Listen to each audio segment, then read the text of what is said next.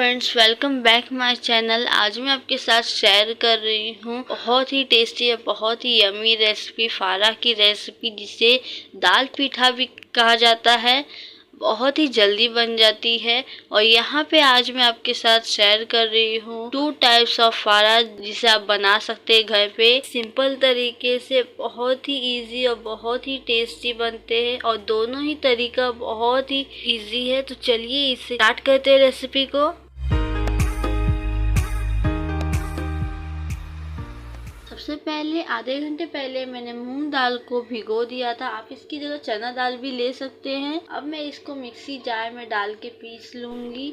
ध्यान रहे पानी बिल्कुल भी नहीं होना चाहिए, एक स्मूथ पेस्ट चाहिए हमें। तो सबसे पहले चटनी बनाने के लिए यहाँ मैं लहसुन डाल दूंगी मिक्सी में, फिर अदरक डाल दूंगी, फिर हरी मिर्ची डाल दूंगी, फिर मैं इसमें जीरा डाल दूंगी, फिर सूखा धनिया डाल के कड़ी पत्ता डाल दूंगी और फिर इसकी एक चटनी यानी कि पेस्ट जैसा बना लूंगी और इसे मैं मूंग दाल के पेस्ट में मिक्स कर लूंगी। मिक्स करने के बाद मैं इसमें 1 टीस्पून सॉल्ट डाल लूंगी। आप अपने टेस्ट के अकॉर्डिंग सॉल्ट डाल सकते हैं और इसमें बाकी स्पाइसेस अगर आपको अच्छे लगते हैं तो वो डाल सकते हैं। फिलहाल इसे अच्छे से मिक्स कर रही हूँ। उसके बाद मैं इसमें हल्दी डाल दूंगी। उसके बाद मैं इसमें डाल रही हूँ हिंग, कम या ज़्यादा आप कर सकते हैं। इसमें मैं डाल रही हूँ लाल मिर्च पाउडर और कश्मीरी लाल मिर्च पाउडर, दोनों का इस्तेमाल आप कर सकते हैं या फिर स्किप भी कर सकते हैं कश्मीरी लाल मिर्च को। फिर मैं यहाँ कड़ी पत्ता डाल रही हूँ 3 से 4। फिर मैं यहाँ धनिया यानी कि कोरिएंडर लीव्स डाल के अच्छे से मिक्स कर लूंगी और फिर मैं इसे कवर कर दूंगी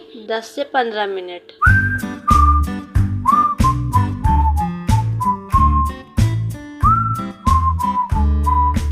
तो फारा बनाने के लिए यहाँ पे हमें चावल का आटा की बहुत ही ज़रूरत पड़ती है, बट यहाँ चावल के आटे नहीं है मेरे पास। तो मैं चावल को वॉश करके मिक्सी में पीस लूँगी। बिल्कुल पाउडर जैसा लग रहा है यानी कि आटे जैसा, तो इसी तरह आपको पीस लेना है। थोड़ा दरदरा रहेगा तो कोई बात नहीं, कि फिर भी आपको आटा डालना है उसके अंदर, तो फारा तो बन नहीं जाएगा। इस तरीके से अगर आपके पास चावल का आटा ना हो तो इस तरीके से आप चावल को मिक्सी में डाल के पीस सकते हैं।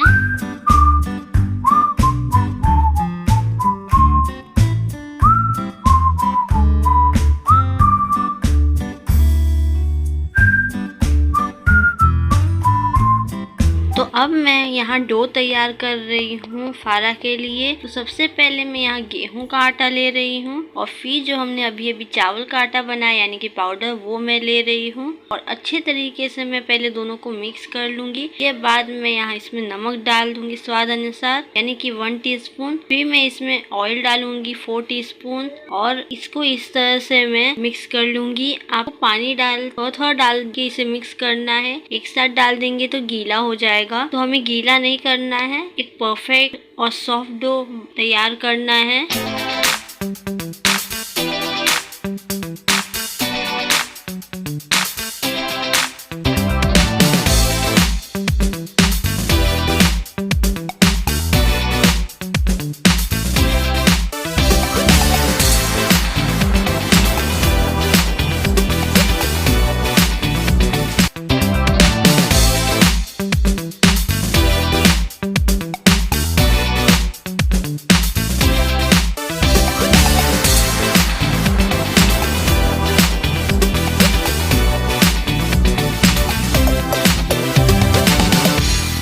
ये देखिए डो बिल्कुल रेडी है। अब आटे से मैं एक आटे का टुकड़ा तोड़ के हथेली पे लूंगी और इस तरह से हाथों से फ्लैट करते जाऊंगी। आप चाहे तो बेलना का इस्तेमाल कर सकते हैं, बेल के भी आप बना सकते हैं। फिर मैं मिक्स यानी कि जो मूंग दाल का मिक्स था वो मैं यहाँ डाल के स्टफिंग फिल करूंगी, यानी कि ये देखिए इस तरीके से पूरा ऊपर तक। और अगर एक्स्ट्रा है तो आप उसे बाहर निकाल दीजिए, वरना वो स्टीम होंगे तो बाहर निकल जाएंगे तो अच्छे नहीं लगेंगे। ये देखिए इसी तरह मैं बाकी फारा भी बना लूंगी। अब मैं इसको पानी में स्टीम करूंगी। पानी में स्टीम करने से पहले आपको ध्यान देना है, कढ़ाई में जो पानी है उसमें आपको लेमन डालना है। मैं भूल गई थी तो मैंने बाद में डाला। फिर मैं ऊपर के स्टीमर पे ऑयल ग्रीस कर लूंगी। फिर सारे फारा को मैं रख दूंगी अच्छे तरीके से। फिर मैं इसे कवर कर दूंगी 30 मिनट तक। फिर उसके बाद ये हो जाएंगे।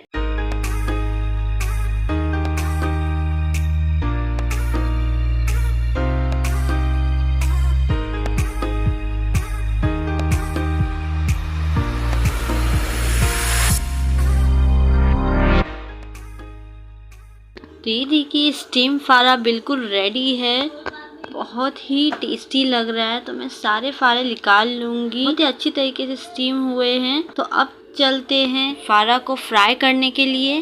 तो यहाँ मैंने पैन में 1 टेबलस्पून का तेल लिया है। फिर मैं इसमें जीरा डाल रही हूँ, सरसों डाल रही हूँ। ये सब डालने के बाद मैं इसमें रेड चिली पाउडर डालूंगी। फिर मैं इसमें हींग डाल रही हूँ, कड़ी पत्ते डाल रही हूँ मैं, और मिर्ची। इन सब का मेजरमेंट आपको स्क्रीन पे मिल जाएगा। इन सबको अच्छी तरह से टॉस यानी कि मिक्स करने के बाद मैं फारा डाल दूंगी। फारा को आप कोई भी शेप में कट करके फ्राई कर सकते हैं। आधे फारा को मैंने इस तरह से फ्राई किया है, आधे स्टीम ही रखे हैं। तो ये देखिए इस तरह से फ्राई करने में बहुत ही टेस्टी लगेंगे। तो मैं इसमें 1 टीस्पून सॉल्ट डाल रही हूँ। फिर मैं यहाँ 2 चम्मच सॉस डाल रही हूँ, टमाटो सॉस। आपको जिस तरह अच्छा लगे आप उस तरह बना के खा सकते हैं, यानी कि फ्राई कर सकते हैं फारा को। वैसे भी ये ऐसे भी अच्छे लगते हैं स्टीम। तो ये देखिए ये हो चुके हैं। तो अब जो बचा हुआ मेरा मूंग दाल का पेस्ट है यानी कि मिक्स, उसमें मैंने प्याज डाल दिया है, 1 चम्मच नमक डाल दिया है,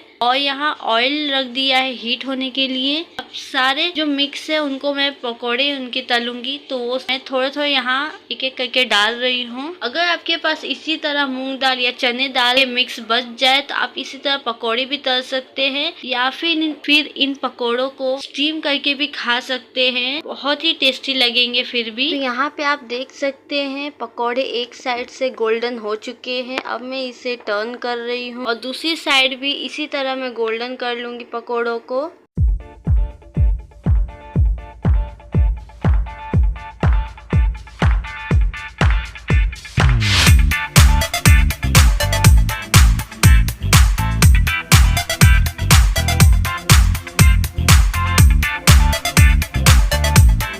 ये देखिए ये हो चुके हैं। तो इसी तरह बाकी पकोड़े भी मैं बना लूंगी।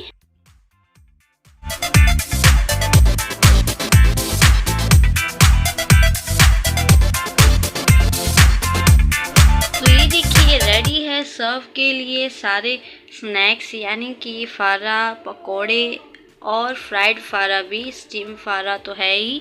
ये देखिए पकोड़े सबसे पहले मैं यहाँ सर्व कर रही हूँ, बहुत ही क्रंची और बहुत ही टेस्टी लग रहे हैं दिखने में। तो अब मैं यहाँ रखूँगी फ्राइड फारा जो हमने अभी अभी फ्राई किए थे गरम गरम, और ये जो स्टीम फारा विदाउट फ्राइड है वो। और इनके साथ मैं यहाँ ग्रीन चटनी और टमाटो सॉस रख रही हूँ। आप इनके साथ कुछ भी खा सकते हैं, कोई भी चटनी, बहुत ही टेस्टी लगते हैं। आप इन्हें ऐसे भी खा सकते हैं। तो यहाँ मैंने क्या किया है, थोड़े से स्टीम फारा मैं यहाँ तड़का दे रही हूँ करी लीव्स और मस्टर्ड सीड्स के साथ। बहुत ही टेस्टी लगते हैं, इतना टेस्टी और इतना इजी है कि इसे आप चाय के टाइम भी खा सकते हैं और डिनर के टाइम भी खा सकते हैं। बहुत ही यमी लगेगा। तो अगर आपको ये वीडियो अच्छी लगी तो लाइक कीजिए, शेयर कीजिए, कमेंट करके मुझे बताइए कि आपको और कौन से रेसिपीज अच्छी लगती है, मैं वो जरूर लाऊंगी। Bye bye.